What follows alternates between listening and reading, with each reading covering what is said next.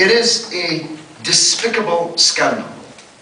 And to the injury has been added the insult that having not found a scintilla of evidence of any wrongdoing, that the Prime Minister himself has ordered the 12 people or 11 of them to be deported from this country on grounds of national security. A despicable insult added to injury.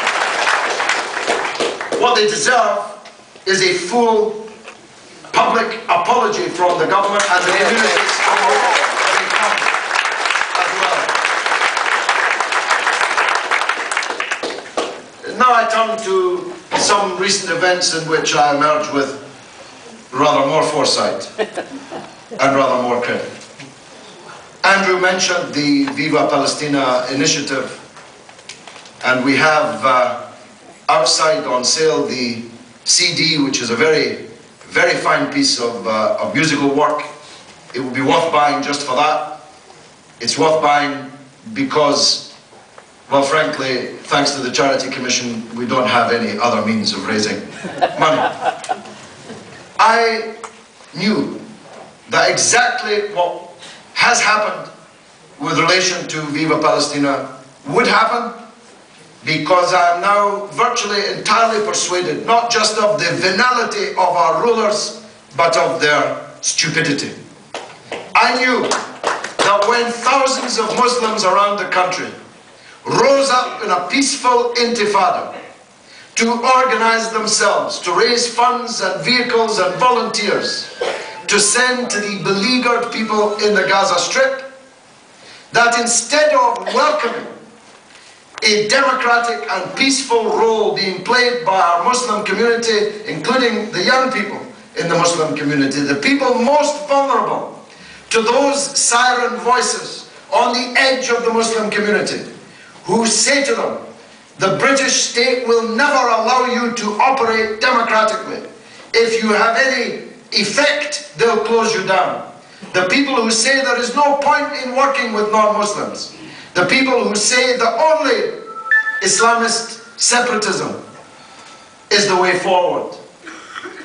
Those very people rose up in support of the Viva Palestina initiative, and what was the state's response? Instead of welcoming it, instead of giving it the fair wind that it deserved, a humanitarian, vast humanitarian effort, in support of which I spoke at meetings in towns to audiences that had never been seen before. In Bolton, for example, almost 2,000 people at a public meeting at 5 o'clock at night, so that I could go on to speak in Manchester at 7:30. Instead of welcoming them, 2 vehicles were hijacked by the police on the motorway, on the way to London, to Hyde Park, to join the convoy to Palestine.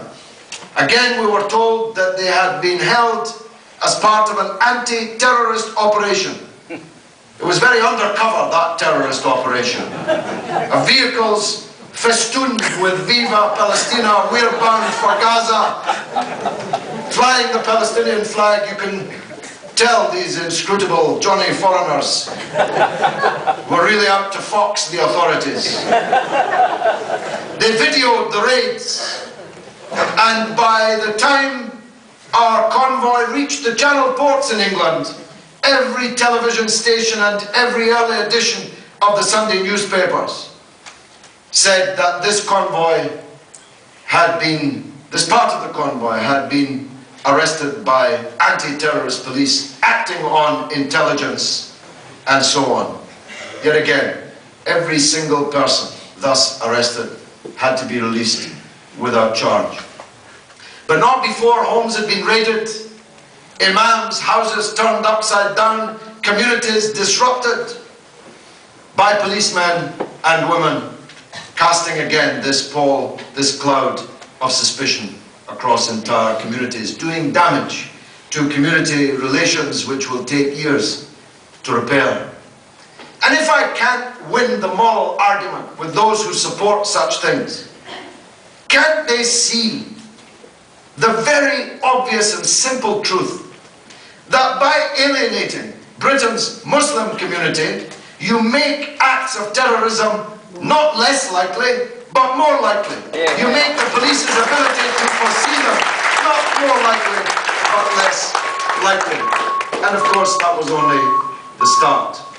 We were roundly ignored in the British media, only in order to use their powers to freeze our bank account so that we have not been able to spend a single penny of the money that we raised. People in Gaza are starving to death, whilst in the name of the Charity Commission, an organisation which rose up in record quick time to try to help them, has its activities effectively frozen.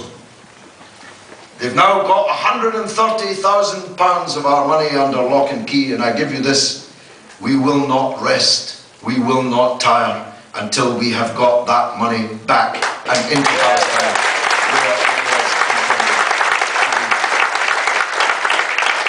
I've just returned, Andrew, I'm anxious, I know you're anxious for me to wind up. I've just returned from the United States, where on the 4th of July, led by me and Ron Kovic, our old friend from Trafalgar Square, Ron Kovic, the man on whom the epic movie Born on the 4th of July was made. He's not like Tom Cruise, he's far, far bigger a star than Tom Cruise. Ron Kovic and I, on the 4th of July, will leave the United States to lead a 500 American vehicle convoy through Rafah into Gaza.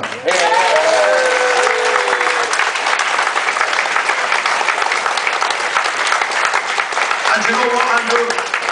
It's easier to work in the United States today than it is to work in the so-called New Labour Britain. So far, we haven't had the remotest objection or obstacle placed in our way.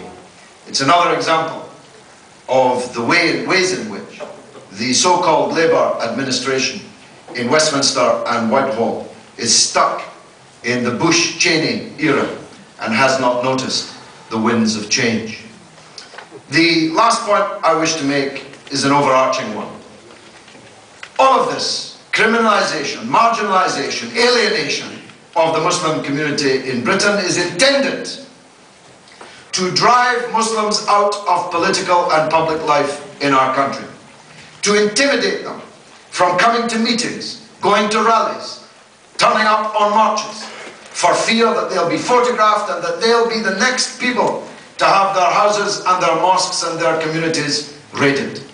It is therefore of the utmost importance that we in the anti-war movement continue our policy which we have pioneered almost uniquely in the world, certainly best in the world, of making one hand between the left and progressive movement and Britain and the Muslim communities in our country.